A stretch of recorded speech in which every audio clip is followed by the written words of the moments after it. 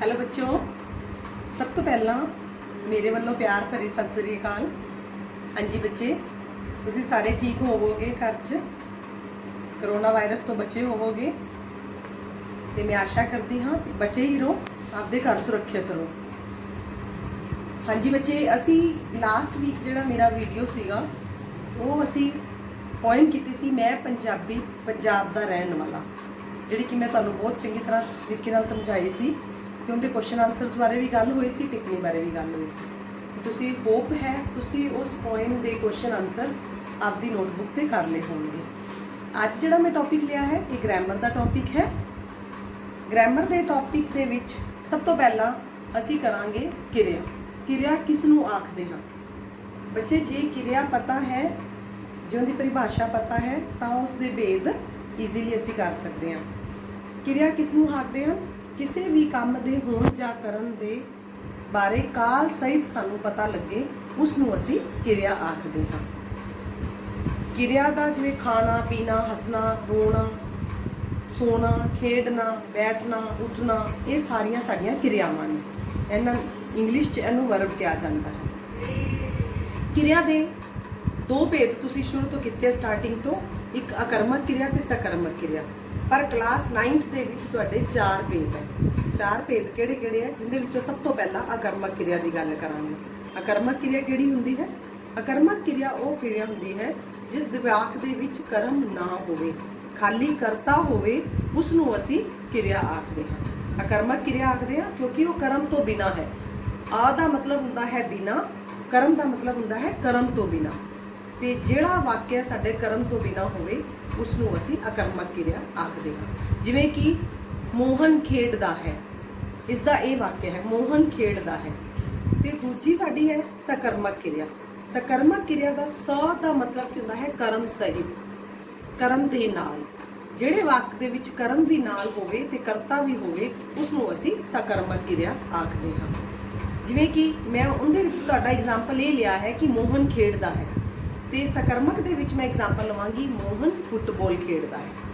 आकर्मक किरिया दे विच आ गया कि मोहन की खेडदा है, सानू आंसर नहीं मिल रहा, कर्म है ही नहीं तो आंसर कित्थों मिलेगा। ते सकर्मक दे विच सानू आंसर मिल रहा, मोहन की खेड रहा, मोहन फुटबॉल खेडदा है। तो फुटबॉल की है उनका उत्तर आ गया, सानू उनदे विच कर्म भी मिल गया, तो यह सकर्मक किरिया है। इन्हां दो क्रियावां दे भेद तो तुसीं बहुत चंगी तरह पढ़े होंगे क्लास 8 तक। क्लास 9th दे विच 4 है, तो तीसरा इनका किहड़ा है? तीसरा है संसर्गी किरिया। असी गल कर रहे सी संसर्गी किरिया। संसर्गी किरिया किहड़ी हुंदी है? जिस दे विच है, हाँ, सी, सन आदि बारे सानू पता चले, वो संसर्गी किरिया हुंदी है। चौथा इनका पॉइंट है सहकारी किरिया, सहायक किरिया, मतलब जिंदे नाल सानू संसर्गी किरिया तो जिंदे बारे सानू काल दा भी पता चलने नाल कि वो काम कदों तो चल रहा है, तो उसनूं असी सहकारी किरिया आखदे हां। मैं गीत गाउंदा हाँ, वो खेडदा सी। इन्हां वाकां विच हाँ ते सी सहायक किरियावां हन, पर ये किन्ने क्रमवार किन्ने टाइम तक चलियां ने, किन्ने समय तक चलियां ने, ये सानू इस बारे पर दसदियां हन। खेडदा आदि मुख किरियावां दे नाल मिल के काल नूं ये प्रगट कर रहीआं हन, समय बारे दस रहीआं हन। उस तो बाद दे विच तुहाडे 2 क्वेश्चन होर दे रखे हैं। किरिया दी कारक रूप साधन करो। किरिया मेल की हुंदा है? ये भी तुहाडा टॉपिक है मेन। किरिया मेल की हुंदा है? पढ़नाउं अते विशेषणवाद किरिया दा भी लिंग वचन ते पुरख हुंदा है। किरिया दा ये रूप करता दे लिंग वचन अते पुरख दे फर्क नाल बदलदा है, इसनूं असी किरिया दा कारक रूप कहंदे हां। लिंग जिवें मैं पढ़दा हाँ, ते लेकिन जो पुलिंग अनु करिए, लिंग दा पुलिंग दे विच चेंज करांगे तो मैं पढ़दी हाँ। वचन मैं पढ़दा हाँ, ते असी जो बहुवचन करांगे तो असी पढ़दे हाँ। उस तो बाद पुरख अनुसार मैं पढ़दा हाँ, ते पुरख आ गया मैं पढ़दा हाँ। जिहड़ा मध्यम पुरख है तुसी पढ़दे हो, अन्य पुरख ही है वो पढ़ता है। इस तरीके नाल इसदा किरिया दा मेल किया जाता है। ते जदों किरिया करता दे लिंग वचन ते पुरख नाल मिलदी होवे उसनूं कर्तरी मेल किरिया भी आख्या जाता है। बाकी जिन्ना मैं तुहानूं तुहाडे इहदे विच सीगा मैं तुहानूं चंगी तरह समझा दिता है। नाल इसदी MCQs फॉर्म विच क्वेश्चन भी है, तुसीं एक बार इसनूं ध्यान नाल पढ़ लिओ। अपनी लाइव सैशन दे विच इसदे डाउट्स भी क्लीयर करांगे। ਤੇ ਇੱਕ ਮੈਂ ਇਹਦੇ ਵਿੱਚ ਵੀਡੀਓ ਵੀ ਪਾਈ ਹੈ YouTube ਤੋਂ ਲੈ ਕੇ, ਧਿਆਨ ਨਾਲ ਸੁਣਿਓ ਉਸ ਵੀਡੀਓ ਨੂੰ ਤਾਂ ਕਿ ਤੁਹਾਡੇ ਜਿਹੜੇ ਜਿੰਨੇ ਵੀ ਡਾਊਟਸ ਹੈ ਕਲੀਅਰ ਹੋ ਜਾਣ। ਪਰ ਫਿਰ ਵੀ ਜੇ ਰਹਿੰਦੇ ਹੈ ਤਾਂ ਮੈਂ ਬੈਠੀ ਹਾਂ ਤੁਹਾਡੇ ਇਸ ਦੇ ਡਾਊਟਸ ਦੂਰ ਕਰਨ ਵਾਸਤੇ। ਧੰਨਵਾਦ। ਪੰਜਾਬੀ व्याकरण की जमात करन जा रहे, क्लास करन जा रहे हैं। अज का जो साडा टॉपिक है, जो साडा विषय है, वो क्रिया, यानी इंग्लिश इसनों वर्ब कहने आ, क्रिया कहने आ। असी इसनों करन जा रहे हाँ। तो इस विच सानू यह पता है भी जो शब्द किसी काम दे करन या होण दा ज्ञान करांदे, जो शब्द किसी काम दे करन या होण दा ज्ञान करांदे ने, असी उन्हां नूं क्रिया कहने आ। क्रिया दे भेद बड़े आसान ने और दो ही ने। क्रिया दो तरीके दी है, एक तो है अकर्मक क्रिया और दूजी है सकर्मक क्रिया।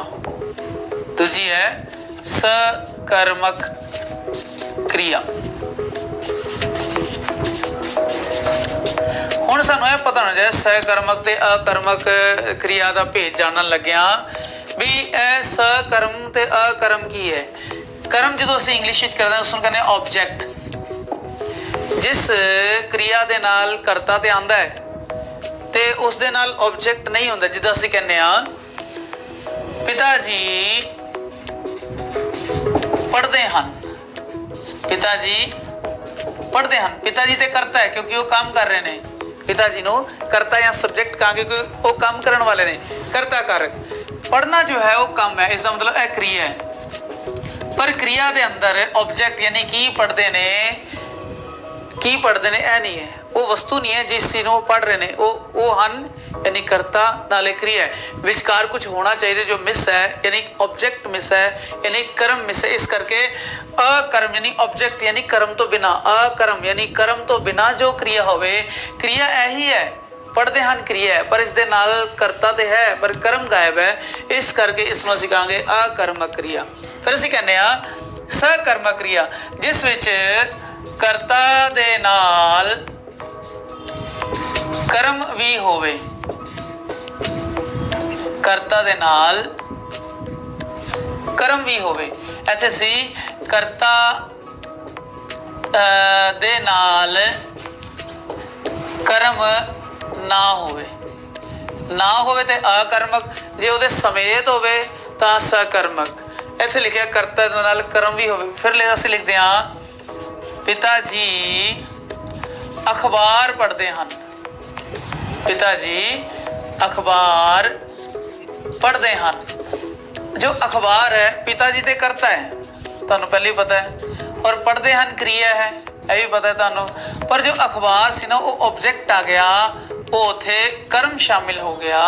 इस करके ये जो पढ़ते हैं पहले भी पढ़ते हैं सीगा पर वो अकर्मक सी, पर जो पढ़ते हैं नाल कर्म जुड़ गया तो फिर यही जो क्रिया पढ़ते हैं यही होगी सकर्मक क्रिया। वही रहेगी, क्रिया वही है। क्रिया तो पहले कर्म नहीं है तो अकर्मक, जो ना कर्म जुड़ गया कर्म के समेत होगी तो सकर्मक। फिर असीं लिखते हैं माता जी बनाउंदे हन। माता जी तो करता है, करन वाले ने, और बनाना काम है। इत्थे बनाउंदे हन जो शब्द है यह क्रिया है। फिर असीं थल्ले लिखते हैं माता जी रोटी बनाउंदे हन या रोटी पकाउंदे हन। फिर इत्थे की सी करता तो है ही है माता जी, और बनाउंदे हन भी क्रिया है ही है। बनाउंदे हन क्रिया, इत्थे ही बनाउंदे हन क्रिया, पर यही जो बनाउंदे हन क्रिया यह अकर्मक है। इत्थे क्योंकि कर्म शामिल हो गया, रोटी कर्म हो गया, ऑब्जेक्ट शामिल हो गया, फिर यही बनाउंदे है सकर्म यानी कर्म दे समेत क्रिया हो जाएगी। फिर बनाउंदे हन जो शब्द ने वही पहले अकर्मक सी, माता जी बनाउंदे हन, वही फिर सकर्मक हो जाएगी। माता जी रोटी बनाते क्योंकि रोटी ऑब्जेक्ट, रोटी जो कर्म सी ਉਹਦੇ ਵਿੱਚ शामिल हो गया। फिर यही जो बनाते हैं जो है यही क्रिया है, फिर यही सकर्मक हो गई। यह बहुत ही ईजी जो परिभाषा, इससे बहुत ईजी जो है, बहुत आसान इस एग्जाम्पल्स यानी मिसालां ने। मैनूं आस है बहुत आसानी तरीके नाल तुहानूं समझ आ गया होगा। फिर असीं कहने असीं इस एग्जाम्पल जो लैने फिर असीं कहने ए दसो बई ਤਾਰੇ ਚਮਕਦੇ ਹਨ। ਕੁੱਤਾ ਭੌਂਕਦਾ ਹੈ, ਠੀਕ ਹੈ, ਬੱਚੇ ਪੜ੍ਹਦੇ ਹਨ। ਇਹ ਕਿਹੜੀਆਂ ਕਿਰਿਆਵਾਂ ਨੇ? ਅਸੀਂ ਕਹਾਂਗੇ ਇਹ 'ਚ ਕੁੱਤਾ ਭੌਂਕਦਾ ਹੈ, ਤਾਰੇ ਚਮਕਦੇ ਹਨ, ਪਰ ਕਿਹੜੀ ਜਗ੍ਹਾ ਤੇ ਕਿਸ ਨੂੰ ਭੌਂਕਦਾ ਹੈ ਜਾਂ ਕੀ ਬਣਾਉਂਦੇ ਹਨ ਇਹ ਨਹੀਂ ਪਤਾ। ਇਸ ਕਰਕੇ ਇਸ ਵਿੱਚ ਕਰਮ ਗਾਇਬ ਹੈ, ਇਸ ਕਰਕੇ ਇਹ ਅਕਰਮ ਹੈ। ਫਿਰ ਅਸੀਂ ਕਹਿੰਦੇ ਹਾਂ ਤਾਰੇ, ਆਕਾਸ਼ ਵਿੱਚ ਤਾਰੇ ਚਮਕਦੇ ਹਨ, ਫਿਰ ਅਸੀਂ ਆਬਜੈਕਟ ਵਿੱਚ ਸ਼ਾਮਲ ਹੋ ਗਿਆ। ਪਿਤਾ ਜੀ ਕਿਤਾਬ ਲਿਆਉਂਦੇ ਨੇ, ਪਿਤਾ ਜੀ ਬਾਜ਼ਾਰ ਜਾਂਦੇ ਨੇ। ਜੇ ਪਿਤਾ ਜੀ ਜਾਂਦੇ ਪਏ ਨੇ ਤੇ ਫਿਰ ਅਕਰਮ ਹੈ। ਪਿਤਾ ਜੀ ਬਾਜ਼ਾਰ ਜਾਂਦੇ ਪਏ ਨੇ, ਉਹ ਜਗ੍ਹਾ ਦਾ ਨਾਮ ਆ ਗਿਆ, ਫਿਰ ਉਹ ਸਕਰਮਕ ਆ ਗਿਆ। ਇਸ ਤਰ੍ਹਾਂ ਤਾਰੇ ਚਮਕਦੇ ਹਨ, ਅਕਰਮਕ ਹੈ। ਤਾਰੇ ਆਕਾਸ਼ ਹੀ ਚਮਕਦੇ ਹਨ ਤੇ ਚਮਕਣਾ ਹੀ ਕਿਰਿਆ ਹੈ, ਪਰੰਤੂ ਉਹੀ ਚਮਕਣਾ ਪਹਿਲੇ ਅਕਰਮਕ ਸੀ, ਹੁਣ ਉਹ ਸਕਰਮਕ, ਕਿਉਂਕਿ ਉਹਦੇ ਨਾਲ ਜੋ ਸੀ ਉਹ ਆਬਜੈਕਟ ਯਾਨੀ ਕਰਮ ਸ਼ਾਮਲ ਹੋ ਗਿਆ। ਜਦੋਂ ਅਸੀਂ ਇਸ ਦੇ ਐਗਜ਼ਾਮਪਲ ਦੇਖਦੇ ਹਾਂ ਫਿਰ ਸਾਨੂੰ ਇਹ ਪਤਾ ਲੱਗਣਾ ਪਏਗਾ ਉਹ ਜੀ ਕਰਮ ਕਿਹੜਾ ਹੈ। ਜੇ ਕਰਮ ਹੈ ਅਸੀਂ ਕਹਿੰਦੇ ਹਾਂ ਪਿਤਾ ਜੀ ਨੇ ਸਾਧੂ ਨੂੰ ਰੋਟੀ ਖਵਾਈ, ਪਿਤਾ ਜੀ ਨੇ ਸਾਧੂ ਨੂੰ ਰੋਟੀ ਖਵਾਈ। ਪਿਤਾ ਜੀ ਤੇ ਕਰਤਾ ਹੈ, ਕੰਮ ਕਰਨ ਵਾਲੇ ਹੈ, ਸਾਧੂ ਉਹਨਾਂ ਦੇ ਨਾਲ ਆ ਗਏ ਤੇ ਕਰਮ ਹੋ ਗਿਆ, ਔਰ ਰੋਟੀ ਵੀ ਉਹਨਾਂ ਦੇ ਨਾਲ। ਇੱਥੇ ਦੋ ਕਰਮ ਹੋ ਗਏ, ਇਸ ਕਰਕੇ ਇਸ ਨੂੰ ਦਵੀਕਰਮ ਕਿਰਿਆ ਕਹਿੰਦੇ ਆ। ਹਿੰਦੀ 'ਚ ਇਸ ਨੂੰ ਦਵੀਕਰਮ ਕਹਿੰਦੇ ਆ, ਪਰ ਪੰਜਾਬੀ ਸਿਰਫ ਕਰਮ ਹੀ, ਔਰ ਕਰਮ ਪਹਿਲਾ ਔਰ ਕਰਮ ਦੂਜਾ ਹੀ ਕਹਾਂਗੇ। ਫਿਰ ਇਹ ਖਵਾਉਂਦੇ ਹਨ, ਜੋ ਇਹ ਕਿਰਿਆ ਸੀ ਪਿਤਾ ਜੀ ਖਵਾਉਂਦੇ ਹਨ ਤੇ ਖਵਾਉਂਦੇ ਅਕਰਮਕ ਕਿਰਿਆ ਹੈ। ਜਿਵੇਂ ਕਹਿੰਦੇ ਪਿਤਾ ਜੀ ਸਾਧੂ ਨੂੰ ਰੋਟੀ, ਫਿਰ ਖਵਾਉਂਦੇ ਹਨ ਜੋ ਸ਼ਬਦ ਹੈ ਉਹੀ ਸਕਰਮ ਹੋ ਜਾਏਗਾ, ਕਿਉਂਕਿ ਉਹਦੇ ਦੋ ਕਰਮ ਐਡ ਹੋ ਗਏ, ਦੋ ਕਰਮ ਸ਼ਾਮਿਲ ਹੋ ਗਏ। ਮੈਨੂੰ ਆਸ ਹੈ ਤੁਹਾਨੂੰ क्रिया जो टॉपिक है, क्रिया जो विषय साडा जिसनों असीं वर्ब भी कहने हैं, जिहदे दो भाग ने अकर्मक ते सकर्मक, यानी जे कर्म नहीं है तो यानी बिना कर्म दे, जे समेत है तो सकर्मक हो जाएगा। ऐसी इससे एग्जाम्पल देखे। मैंने आस है आप जिन्हें वीडियो समझ आ गई होगी, इसमें जरूर शेयर करो। पंजाबी विजय जी सर इस चैनल पर आपका स्वागत है। अज असी ग्रामर की पंजाबी व्याकरण की जमात करन जा रहे, क्लास करन जा रहे हैं। अज का जो साडा टॉपिक है, जो साडा विषय वो क्रिया, यानी इंग्लिश इसनों वर्ब कहने आ, क्रिया कहने आ, असी इसनों करन जा रहे हाँ।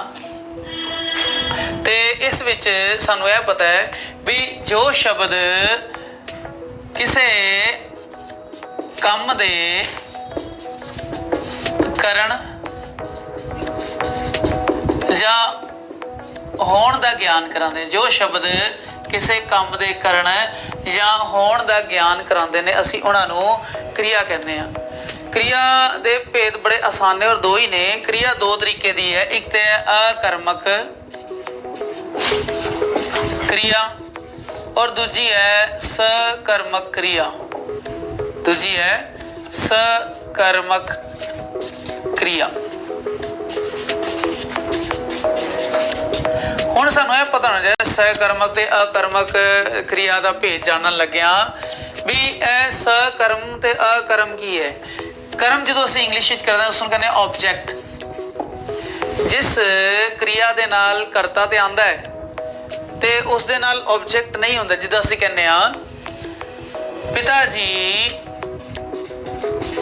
ਪੜ੍ਹਦੇ ਹਨ, ਪਿਤਾ ਜੀ ਪੜ੍ਹਦੇ ਹਨ। ਪਿਤਾ ਜੀ